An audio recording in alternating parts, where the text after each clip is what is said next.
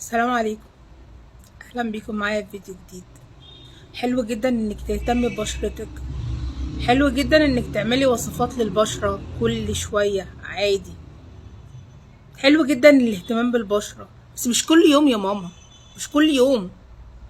مش كل يوم نحط ماسك على البشرة، مش كل يوم نحط وصفة للبشرة، مش كل يوم تحطي مكياج للبشرة.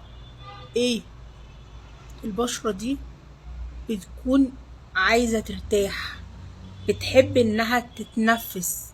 سيبي بشرتك ياما تتنفس ياما، سيبيها كده ترتاح.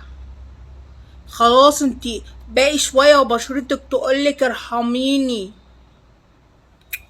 ما ينفعش بقى، ما ينفعش والله كده. اتكلم بجد بقى شوية. كتر استخدامك للماسكات والوصفات يوميا وفي اليوم كذا مرة بيضر البشرة مش بيفيدها.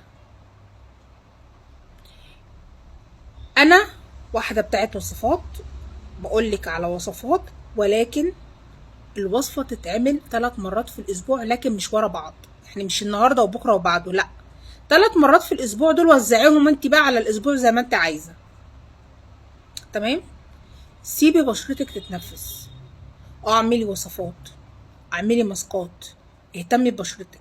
الحاجة اللي انا مش عايزاكي توقفيها كل يوم ولازم تعمليها كل يوم هي انك تغسلي بشرتك بالغسول بتاعك والترطيب. ترطيب قبل النوم للبشرة مهم جدا، صيف وشتاء. عايزة بشرتك تبقى عسل وحلوة كده وجميلة، ترطيب صيف وشتاء كل يوم قبل النوم. اي نوع مرطب بشرتك بترتاح عليه. انما الوصفات مرتين في الاسبوع نهتم بالبشرة، 3 مرات في الاسبوع، مرة كل اسبوع نعمل تقشير، نعمل ماسكات، نعمل وصفات. المكياج كمان غلط جدا انك تكوني عاملة مكياج وتنامي بيه. لا، لازم قبل ما تنامي تنضفي بشرتك كويس جدا وتتأكدي ان ما فيهاش ولا نقطة ميك اب، لان ده هيضر البشرة بعد كده.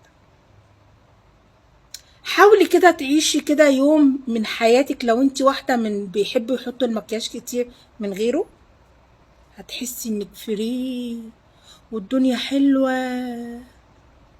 وبشرتك هتطلع وهتشكرك. جربي كده.